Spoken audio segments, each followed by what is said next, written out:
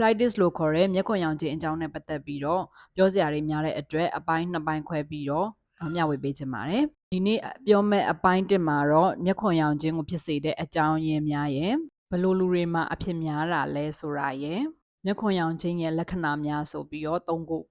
ခွဲပြီးပြောချင်ပါတယ်ပထမဆုံးမျက်ခွန်ရောင်စေတဲ့အကြောင်းရင်းတွေကတော့နံပါတ်1ဘက်တီးရီးယားပိုးဝင်ခြင်းကြောင့်နံပါတ်2ကတော့မျက်ခွန်တစ်ဝိုက်မှာရှိတဲ့မီဘိုမီယန်ဂလန်းလို့ခေါ်တဲ့အဆီဂလန်းလေးတွေရောင်ခြင်းကြောင့်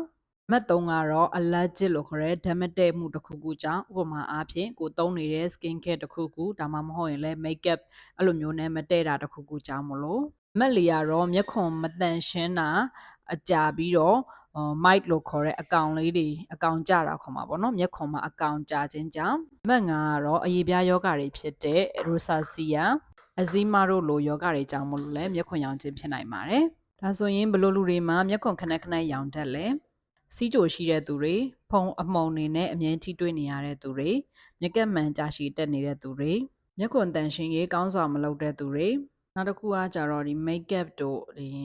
မျက်လုံးချယ်တဲ့ eye shadow တွေပေါ့နော်သုံးပြီးတဲ့အချိန်မှာတေချာတန့်စင်အောင်မဖြတ်ဖဲနဲ့ဒီတိုင်းထားတဲ့သူတွေအဲ့ဒီလိုလူတွေမှာဆိုရင်တော့မျက်ခွန်ခဏခဏရောင်ခြင်းဖြစ်တတ်ပါတယ်မျက်ခွန်ရောင်နေဆိုရင်ဘယ်လိုလက္ခဏာတွေဖြစ်လဲဆိုတော့မျက်ခွန်တစ်ဝိုက်နီခြင်းရောင်ခြင်းမျက်ဝတ်ထွက်ခြင်းမျက်စိယားခြင်းမျက်စိနီခြင်းခွန်နာတစ်ဝိုက်မှာအဆီခဲတွေဆူနေခြင်းမျက်ခွန်အနာဖြစ်ခြင်းမျက်တောင်ခဏခဏကြွခြင်းစတဲ့လက္ခဏာတွေဖြစ်နိုင်ပါတယ်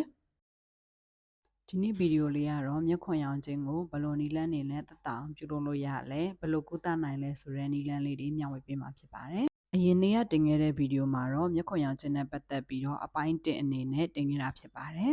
အဲ့ဗီဒီယိုလေးမကြည့်ရသေးဘူးဆိုရင်အကောင့်ထဲမှာအဲ့ဒါလေးအရင်ကြည့်ပါကုသခြင်းအပိုင်းနဲ့ပတ်သက်ပြီးတော့နှစ်ခုပြောချင်ပါတယ်ပထမတစ်ပိုင်းကတော့မိမိဘာသာအလွယ်တကူပြုလုပ်လို့ရတဲ့နည်းလမ်းဖြစ်ပါတယ်အဲ့ဒီနည်းလမ်းကတော့မျက်ခွန်တန်ရှင်းရေးပြုလုပ်ခြင်းဖြစ်ပါတယ်ဒီနဲ့ပတ်သက်ပြီးတော့အသေးစိတ်လေးကိုတော့အခုပြတဲ့ဗီဒီယိုလေးမှာတင်ထားပြီးဖြစ်ပါတယ်နံပါတ်1အနေနဲ့ကတော့မျက်ခွန်တန်ရှင်းရေးကိုသေချာပြုလုပ်ပါနံပါတ်2အနေနဲ့ကတော့ရေနွေးဝတ်ကပ်ပေးပါနံပါတ်3အနေနဲ့ကတော့မျက်ခွန်ကနာတာအောင့်တာရှိတယ်ဆိုရင်အကြိုက်ခဲပျောက်ဆေးတစ်ခုခုတောင်းနိုင်တယ်လို့စတီရိုက်မပါတဲ့အယောင်ကြာဆေးတစ်ခုခုလည်းတောင်းနိုင်ပါတယ်နံပါတ်4အနေနဲ့ကတော့မျက်ရည်တူမျက်စင်းတစ်မျိုးမျိုးခံနိုင်ပါတယ်အခုပြောခဲ့တဲ့နည်းလမ်းလေးတွေနဲ့မသက်သာဘူးဆိုရင်တော့နိစ္စရာမျက်စိထူကူဆရာဝန်နဲ့ပြသဖို့လိုအပ်ပါတယ်ဆရာဝန်ကဖြစ်နိုင်တဲ့အကြောင်းရင်းပေါ်မူတည်ပြီးတော့ပိုးသက်ဆေးမျက်စင်းပေးတာတောက်ဆေးပေးတာစတီရိုက်ပါတဲ့မျက်စင်းတွေပေးတာစသဖြင့်နည်းလမ်းလေးတွေရှိပါသေးတယ်မျက်ခွန်ရောင်ခြင်းကိုမကုသပဲထားရဲဆိုရင်နောက်ဆက်တွဲအနေနဲ့ကတော့ဘာတွေဖြစ်နိုင်လဲဆိုတော့မျက်စိစွန်ဘူးမကြာခဏပေါက်တာမျက်သားရောင်တာမျက်ကြည်လွှာရောင်တာအပြင် trichiasis လို့ခေါ်တဲ့မျက်တောင်မွေးတွေကဒီမျက်လုံးရဲ့အတွင်းဘက်ကိုပေါ့နော်ကုတ်ဝင်သွားတာမျိုးဖြစ်သွားနိုင်ပါတယ်ဒီလိုမျိုးမျက်တောင်တွေကမျက်လုံးအတွင်းသို့စိုက်ပြီးဝင်နေတယ်ဆိုရင်မျက်ကြည်လွှာပေါ်တာမျက်ကြည်လွှာအနာဖြစ်တာမျိုးထီအောင်ဖြစ်ပြီးတော့နောက်ဆုံးအမြင်အာရုံဆုံးရှုံးတဲ့အထိဖြစ်နိုင်တာမို့လို့မျက်ခွန်ရောင်ခြင်းကလည်းတခြားကုသဖို့လိုအပ်ပါတယ်ဗီဒီယိုလေးကအကျိုးရှိတယ်ဆိုရင်တခြားလိုအပ်တဲ့သူတွေအတွက်လည်းသိရအောင်လို့ repost လုပ်တာ share ပေးတာတို့ပြုလုပ်ပေးနိုင်ပါတယ်ကျမတို့မျက်စိကျန်းမာရေးနဲ့ပတ်သက်ပြီးတော့အကြောင်းအရာလေးတွေကိုမျှဝေပေးနေတဲ့ဒေါက်တာနင်းဖြစ်ပါတယ်